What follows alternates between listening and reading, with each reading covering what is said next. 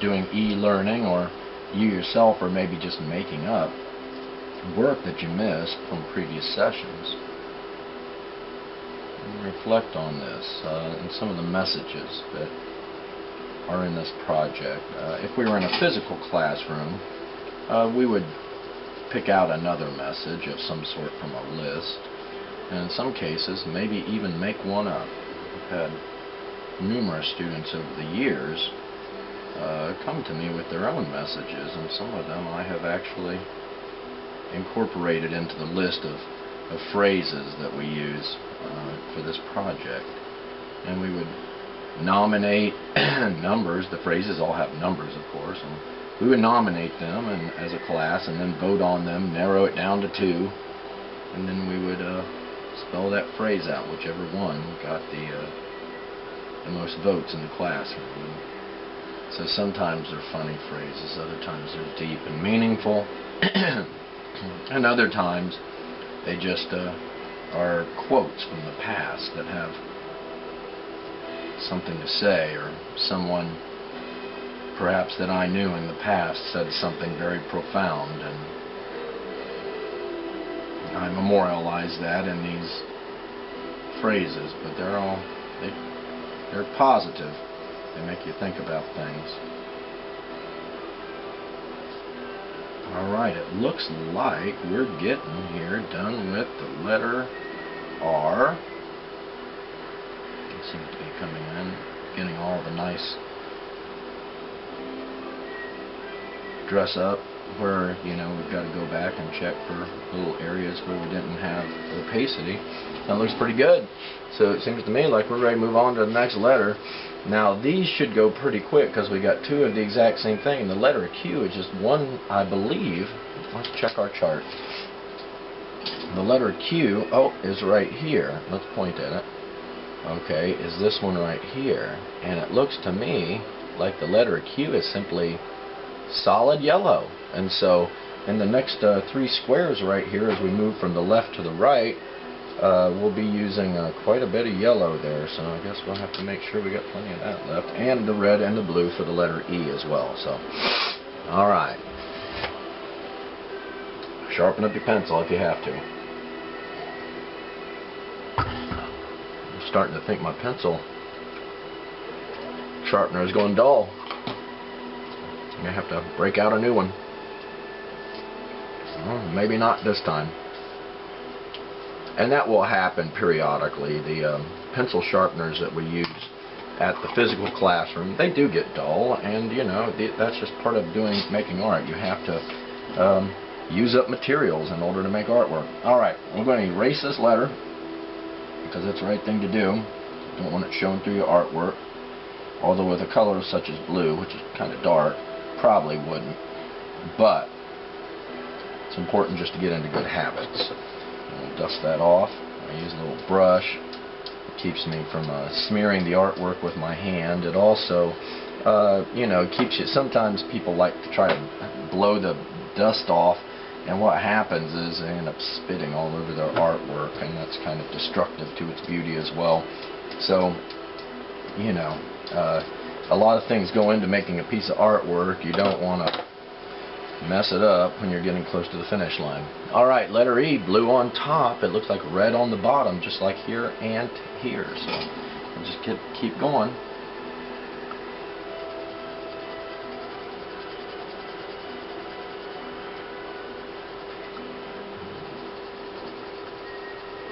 So it seems like we spend a lot of time making this work, and that would be true. And so most of the grade that you receive in art class is not necessarily about how much you know about art or how good you are at making it. It's about how do you use your time in art class. And if you use your time, you come in and you get your things out and you work hard and you put your stuff away in the physical classroom. Well, then that's how you get a lot of your grade. It's on your work habits and the use of your time in class. However, in an E class, or if you're making this up, your use of time is kind of independently controlled. But you have to ask yourself if you're following along with me during all of this, how are you using your time? Are you, you know, at home, if that's where you're at, if you're picking up your art materials and having them ready, and then, you know, following the instruction in this particular lesson, well, then you're doing the right thing. And if you were in the physical classroom, you would get marks, and we do a lot of self-grading that would reflect that you making good use of your time, that your production rate is, you know, keeping up with the class, which in this case is, you know, attempting to keep up with the pace of work that I'm doing. Now, I do this rather quickly, but I've got some experience that a lot of art students haven't had yet, and so I'm able to produce rather quickly something that might take some amount of time for a student in middle school to do. And so you need to really think about perhaps slowing the video down, or, you know, just pausing it until you catch up, and then watch what I do, and then pause it and catch up. And that is probably my best advice, is to not necessarily try to keep up with exactly what you see me doing so much as do your very best and slow down. This whole project, from the time we began it, meaning the time when we first started gridding off our paper, till the time we finish it, is usually 10 or 11 days. And a lot of students don't finish the project because they simply can't stay on task, or they miss several days of class, and they get to make that time up, or they get to use they get extra time on the project. But the problem is, we're already on to another unit, and they're trying to catch up and keep up at the same time, which is really, really difficult to do. So this is starting to come together, though. We're starting to see an actual piece of artwork happen here. Colors and shapes that actually communicate something to people. So it's not how fast you get it done, it's how good you get it done. And I don't give homework to students. However, sometimes you got to take your work home with you, and that's a different thing. And that happens a lot in class. If you don't make good use of your time, you will never get the projects done, and then you'll be trying to do them at home, and then there will be some other reason why you weren't able to get it done, because you didn't use your time at home wisely either. So budgeting out your time so that you get things finished when they're due and they're done to the best of your ability, well, that's a lesson not just about art, but about life in general. And so you learn things in art class, you learn things by coloring, you learn things by just setting a goal for yourself and then trying to follow through on that goal if you can. It's funny, the letter E is just above this as well, isn't it? Yeah.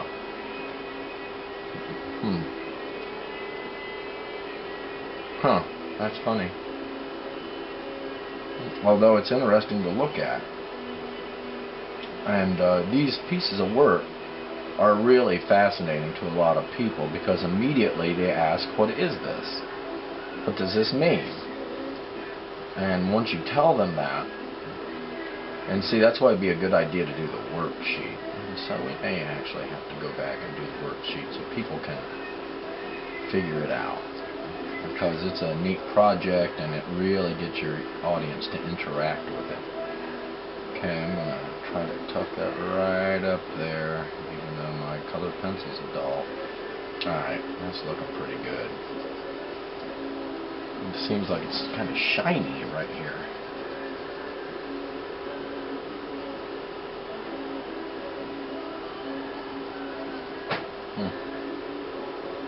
Probably had my hands on the paper and the colored pencil won't stick to it, see? That's why you got to protect the paper. Paper is sacred. The surface must be clean and uncorrupted as much as you can make that happen, and you'll get really, really good results. Okay, I guess that will have to do for right now, and I think what I'm going to go ahead and do is do this E down here as well. Because I'll put the blue in down here and just keep the letter E coming there. So erasing carefully is always good. And let's see if we can't just dust this off. That's looking pretty good too. It's going to definitely require sharpening the blue colored pencil again. So, I've been coloring a lot lately. I'm talking a lot on these videos. It's starting to kind of wear on my voice a bit. However, it's for a good, it's for a higher purpose. So, let's see, we're just going to start right in the middle of all this.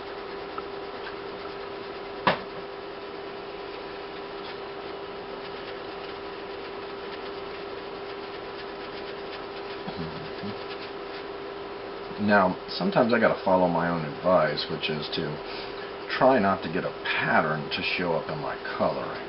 And so sometimes that's trickier. You know, you get used to doing one thing, and then your hand gets trained to that, and the next thing you know, that you're doing it all the time. And so you have to, like, actively work against sometimes your natural tendencies so that you get a better product. Now, some people would say, well, isn't that just scribbling? And the answer is, well, it seems that way, but what it does is it smooths out the texture of the color, and so it doesn't appear to have any sort of a pattern in it.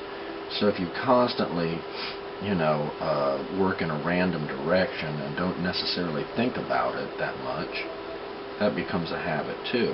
So thinking about it but not thinking about it too much can give you a much different type of effect on the surface of the color. Plus, it gives you that opportunity to rotate your pencil in your hand more frequently, and it kind of starts to look like cloth sometimes, or like a random surface.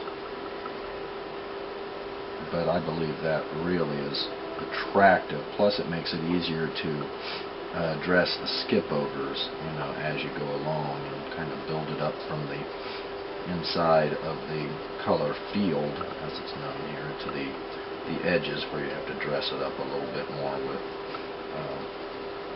typical vertical and horizontal markings. But this is coming together very quickly. I'm just simply, I feel like I'm getting better at this each day. And I've done this many times. However, even under this circumstance, I feel like I'm getting much better at it. So, and it's really getting dense and attractive here.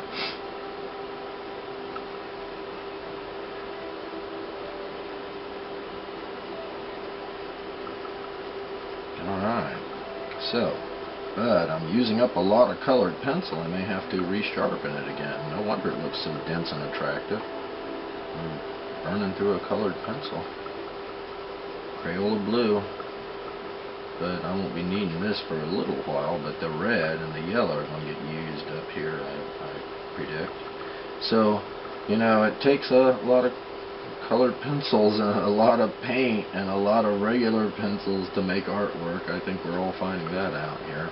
You'll use one up, and even if you're very careful with them, sometimes, you know, if they've been abused or beat against a table, oh man, that breaks the colored lead way up inside of here, and then you keep trying to sharpen it and the lead keeps falling out. And subcolored pencils are really, really expensive. So I recall one time, and this was years ago, but I had a white colored pencil at Prismacolor, and the whole end of it, about 3/4 of an inch, snapped and just fell out of the colored pencil, out of the wooden part. And I was really needing that white colored pencil, and so I took a little dab of glue and put on the end of the lead what was broken, slid it back up in there and let it set up, and kept using it. And I put a mark on the outside of the colored pencil where I thought that was, so when I got to that area I could sharpen through that glue and it wouldn't mess up my drawing. But that's how you get used to a certain implement, you know, like a colored pencil or the way it works, that particular colored pencil, and you really are, you know, you don't want to let go of it because it works a certain way. And then another white colored pencil might not do that, and so that's why artists are kind of pack rats. They find stuff that is working for them and they want to keep it, but that means you end up with a whole bunch of partially used paint tubes and little nubs of pencils laying around because you can't part with them. Alright, this, ooh man, I just scratched my drawing. Okay, that means that I've definitely got to sharpen. I've been using up a lot of blue here, and when you only get 5 colors, you use them up. There's been some messages we've had over the years that were so dominated by one color that in the classroom bins, in the physical classroom, you couldn't find a blue. You know, there's one in a colored pencil kit when we pass them out in the physical classroom. There's a 1 color pencil kit for every 2 students at a desk. And man, it doesn't take long, especially for a 6th grade project, and if it's the right message, it's just dominated by blue and no one can find a blue colored pencil. Sometimes it's red and we have to go ahead and use grading pencils in order to complete the project, but they're a slightly different color than the true red, and that kind of shows up in the project. So the kids who take a long time to get their project going are the ones that end up with the little nubs of crayons and colored pencils that they have to work with. When if they got going really quickly on their project, then they would, you know, have the better pencils and stuff. So it's important, especially in the physical classroom, that if you want to get to the goods of supplies, to do a little thinking and look at the art project and ask yourself, am I going to need a lot of blue for this? And then you can kind of try to start hoarding the blue at that time so that you can get your project done, and the people who weren't on task, well, that's too bad for them, huh? Here we go. Okay, so they're making progress here. It's time to go to some red, I suppose. I'll go back and dress up all of these little skip-overs. And that one was done with the kind of random technique there. I can experiment with that stuff even at my age. I have to remind myself not to get stuck in a groove. And, you know, not keep doing the same thing. Alright, that's looking fantastic here. So we've actually finished we need to kick it into gear and get these done, but when we're done, that'll be 2.5 in just this one session here so far. And so progress is being made, but that big letter Q, which is all yellow, is looking me in the face here, and that's going to take some time to finish. Because it's just it's an acre of yellow colored pencil. So I have to take it down a little bit at a time. Alright, so letter E is red on the bottom, red and red down here, so let's start up in here. Whew, okay.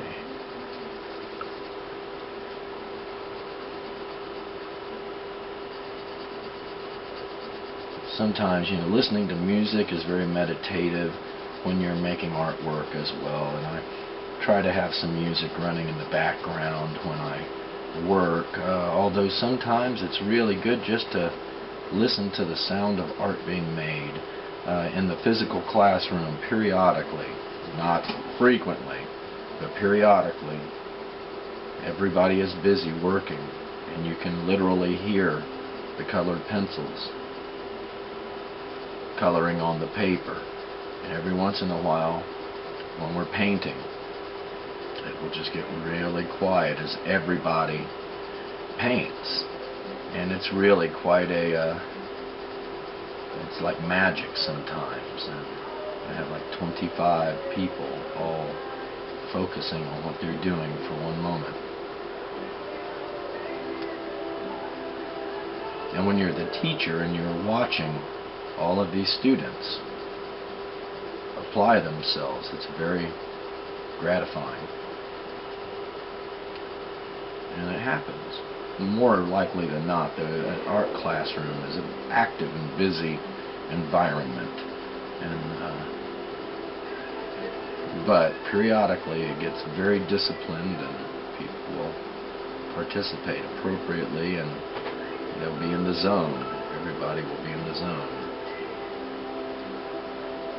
This is fantastic work we're getting here. And here we are. And there we go. All right.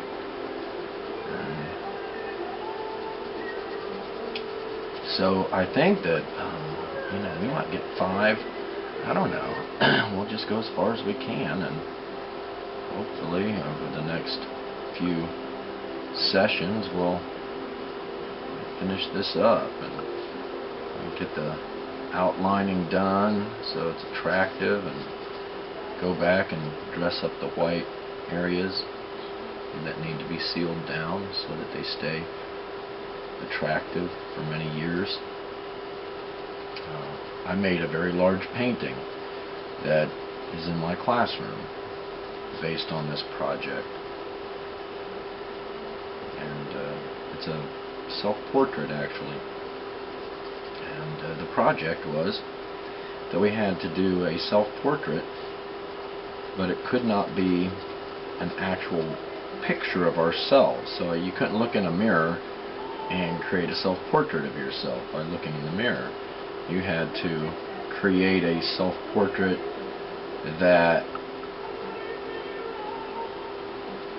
described who you were rather than was a reproduction, a visual reproduction of who you were.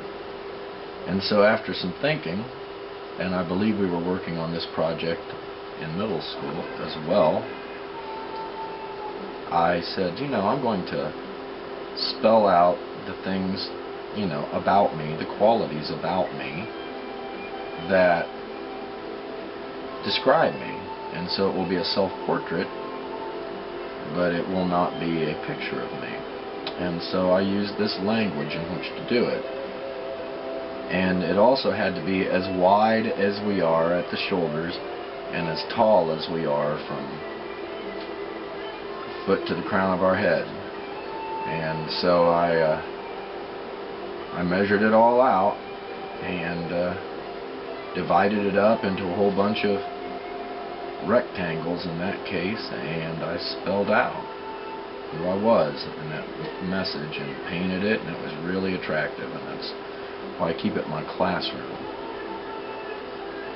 So you can this is maybe a simple thing to understand how this project is done, but it can transmit a powerful message to the people that look at it, and it leaves a impression on you. And you'll see these flags frequently in other places. The more now that you're aware of them, and you'll probably know what they say, or you'll be able to figure it out.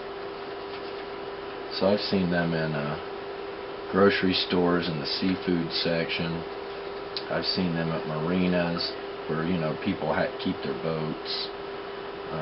That spells out things like that they're having a party or a barbecue at 7:30. It's kind of entertaining. Okay, dressing up the red. Just make sure there's no little scraps of it. White paper showing through. Alright, there we go. Moving on. Looks like I'm going to have to sharpen up red again. We're making extraordinary progress today. It usually takes several sessions in order to be able to get through a project, any project usually that's worth doing. Will take some time to create. Alright, I'm moving up against the edge of the paper here, so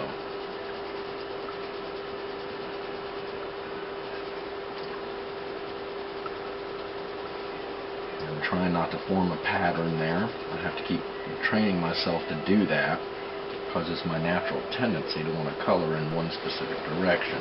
And so we'll just you know, keeping on here until we get it done. So we're making good progress here, and you know, it's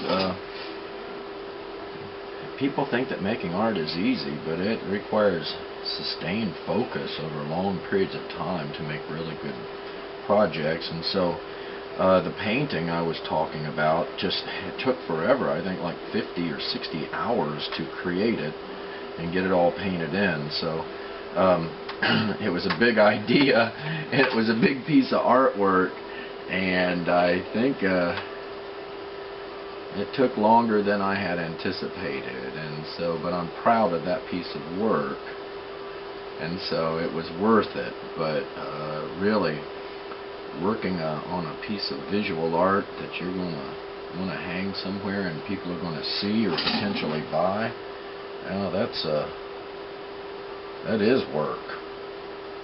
And so that's kind of what we're trying to do here in visual arts class, is develop good working habits, something that transitions over into the rest of your life as well, not just making art. And so it also sharpens up your problem-solving skills. That's really a good part of it, is that if you're dedicated to making something that you want to look really good, or you want people to see and carry a message, then it's not so hard to stay focused on it, because it means something to you. You're invested in it personally. This project right here, if you've been keeping up with the instruction, by now you're probably pretty much involved in it, and it's starting to reflect some of your own work habits and how you believe about making your best effort at things. And so I'm satisfied so far with the product I'm creating. And but you know, you can never really know what's going to happen in a project. Sometimes just when it's going really good, or you start out and things are going really great and you're very excited, and then it just really never comes together the way you thought it was going to. It just really, you know, sometimes it just falls apart, or you overwork it. Now that's a strange concept, because these kinds of projects that I have devised for middle schoolers, kind of hard to overwork them. However, on more complicated projects, sometimes it's difficult to know when to stop, and the next thing you know, you had a great painting or a fantastic drawing, and you got too enthusiastic about it and went past the point where it was really finished, and you didn't add anything to it after that point.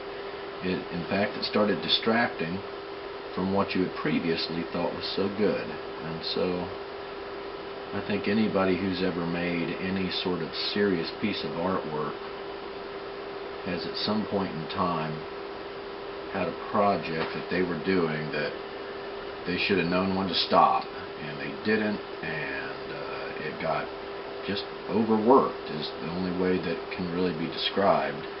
And it's kind of hard to undo those things when you're using permanent media, you know, like colored pencils and, you know, paint, and especially if you're doing something with sculpture or perhaps pottery. You can't really undo things that you have already, you know, fired, or if it was pottery, you can't really undo anything that you may have done, so you have to live with it many times. A lot of ancient cultures and a lot of modern people who make pottery and ceramics believe that the pottery knows what it wants to be. A lot of people believe that a piece of artwork knows what it wants to be, and if you fight against it, it will not come out the way you had anticipated. So it will never achieve unity. And I don't know, sometimes I've made pottery that made me think like that. I've made drawings and paintings that made me think like that. And so I guess if you just let the muse, that's your inspiration, the Greek gods had symbols for muses that inspired people in music and the visual arts and poetry. And so the muses can inspire you to be passionate about the creations you're making.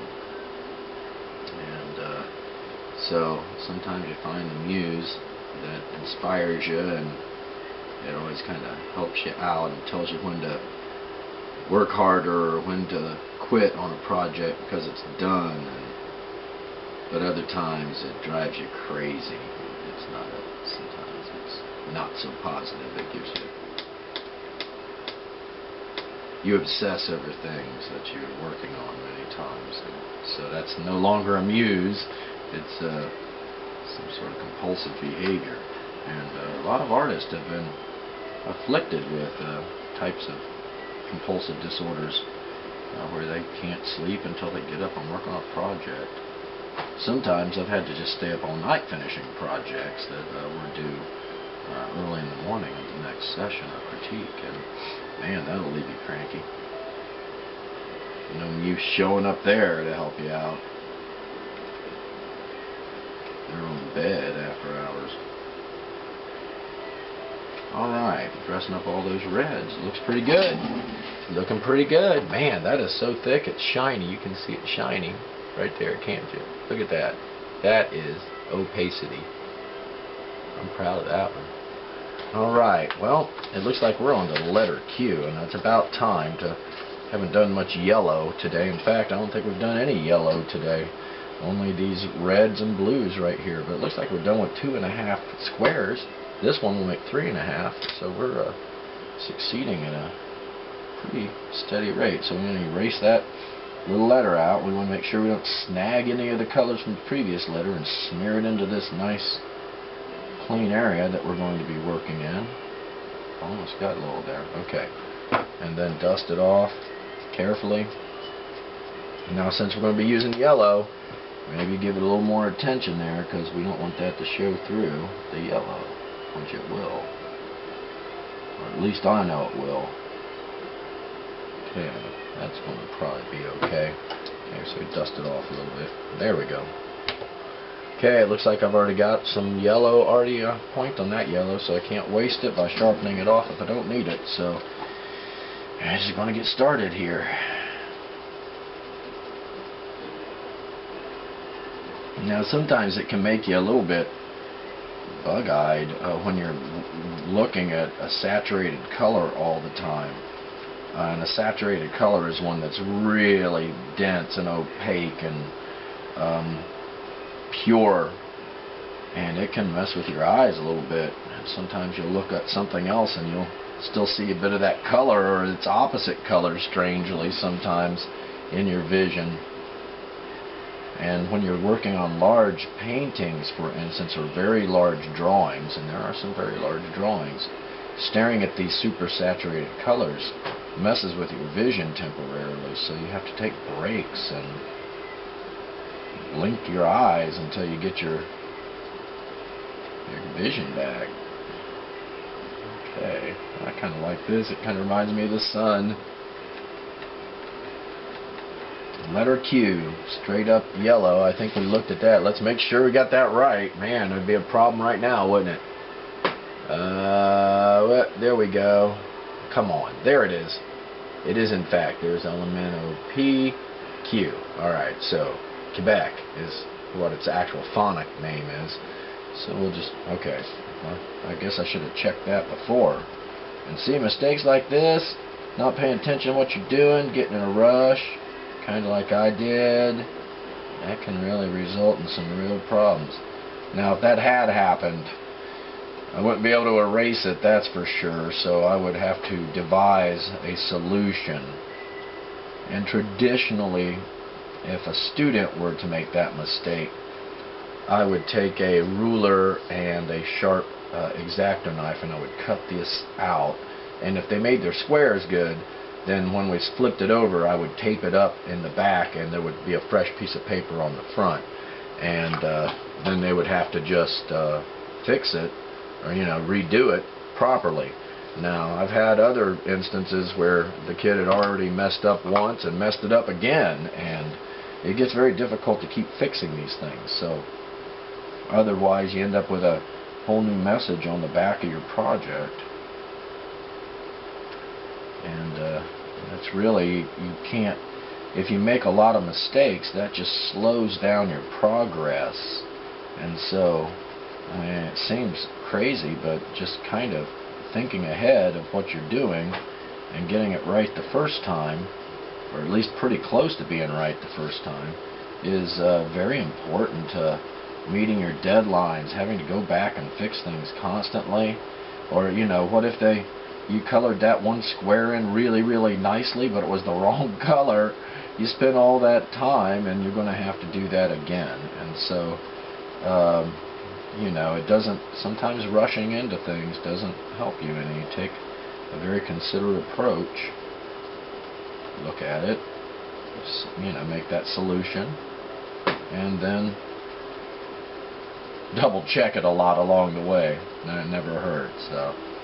And so that's a lot of times I'll have the students, when we're in the physical classroom, actually hold their work up. The whole class holds their work up. And some people are making extraordinary progress. Some people don't even know what they're doing. And so we have to get them back on track. And see, then they're already behind, and that causes them to slow down and potentially not get the project done when it's time to grade it. And so it's kind of a saturated yellow is really attractive, but man, I'm using a lot of yellow colored pencil up here. Very attractive, super saturated. Oh. And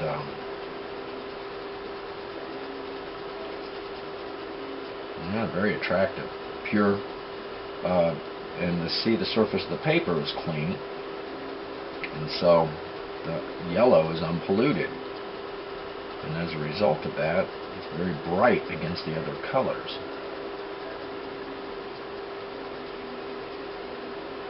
And I guess this project has a fair balance so far of the colors. It just seems like we're constantly using the red and the blue there. The letter I is usually a pretty popular letter. When we get to that, it's kind of very distinct, and it's not in this message, unfortunately, but it is a yellow square, very much like what we're coloring in right here, but in the middle it has a large black dot. And it's usually the one that kids kind of enjoy the most. There it would be right here. India is the name of that letter, and it's looks like a cannonball in the middle of a piece of yellow paper, but it's not in this particular message. But in other messages, it's very, very common. Okay, it looks like I'm going to have to resharpen that pencil. You can get about one colored pencil's worth of coloring done in one square before you have to sharpen up again. Huh. There's a lesson there. Alright, let's continue on this. I'm going to shield it so I don't smear it. So you get up against this red, got to be careful, because when you're working right next to another color, if you snag it with the yellow, it'll smear it. So, although I say do the light colors first, and that's true, there's just, as you're working along, you just got to sometimes just exercise really, really good control and caution, or you end up with a mess. And I think that's the difference between people that are really good at craft, the craft work of making art. There's some people who are really good at coming up with crazy ideas, but their craft work is not very good, and as a result they don't get the respect that their ideas are brilliant ideas, but they don't really get the respect because they don't have the manual skills and the craft work skills to be able to bring something into existence. It's a lot about planning. getting together the materials you need before you even get started. So you gotta, know something about what the materials are that you're going to be using. You gotta know something about, how far one piece of material will go. If you got one tube of paint and you're making a painting, how far will that one tube of paint go? Are you going to run out of paint before you run out of painting? Are you going to run out of colored pencils before you run out of a drawing? So these things, you have to be able to, just through experience, plan these things and work that plan. So now for if you were in art class, then in the physical classroom, then all of these have been worked out for you in advance by me. However, if you are on your own, like you may be, if you're making this project up, or you're a new student, or you're, trying to participate in